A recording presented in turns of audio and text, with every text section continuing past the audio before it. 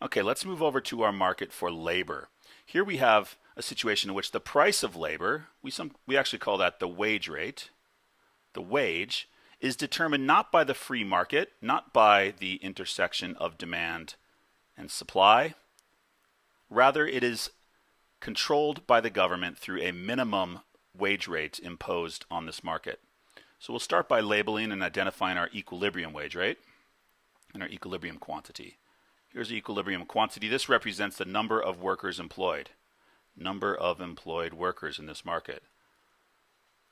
And the wage rate, determined by the supply and demand for labor, is, I'm going to call this wage rate equilibrium. This is also just the equilibrium price. Okay, so what happens if the government decides to come into this market and help the suppliers of labor? They want to help households. They want to make sure all households get a living wage, a higher wage. So they impose a minimum wage. We'll call this wage rate minimum. This is our price floor. Our price floor.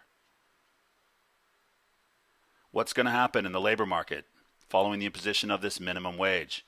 Well, let's go across and see what impact this has on the quantity demanded of labor by firms and the quantity supplied of labor by households. We'll look at the quantity supplied first. A minimum wage is imposed. More people wish to work in minimum wage jobs. It's the law of supply. The quantity supplied increases as the higher wage rate creates an incentive and sends a signal to households to allocate more of their labor towards this labor market. On the other hand, the higher wage rate sends a signal to firms and creates an incentive for firms to hire fewer workers. They may replace workers with technology. If these are people working at fast food restaurants, they might develop robots that can make hamburgers instead of hiring people to do the same job. The quantity demanded decreases while the quantity supplied increases. We have not a shortage in this case, but a surplus of labor in the labor market. Now there's another word for that as well. That's called unemployment. These are unemployed workers. There are more people looking for jobs because the wage rate is higher, but there are fewer jobs available because the wage rate is higher. Firms wish to hire fewer workers and instead employ machines, move their jobs to other states or to other countries where wages are lower. This creates a disequilibrium in the market in which the quantity supplied of labor exceeds the quantity demanded. And let's have a look at the impact that this minimum wage has on total welfare in the market. Are all workers better off because of the minimum wage? Well, some workers are better off. The effect on producer surplus, which in a labor market represents the welfare of households supplying labor to the market, can be seen by the white shaded area. Workers who have higher paying jobs, thanks to the minimum wage, are better off. They have experienced an increase in the wage rate from WRE to WRM, meaning that they earn more income, they have a higher standard of living, and so on. However, what about employers?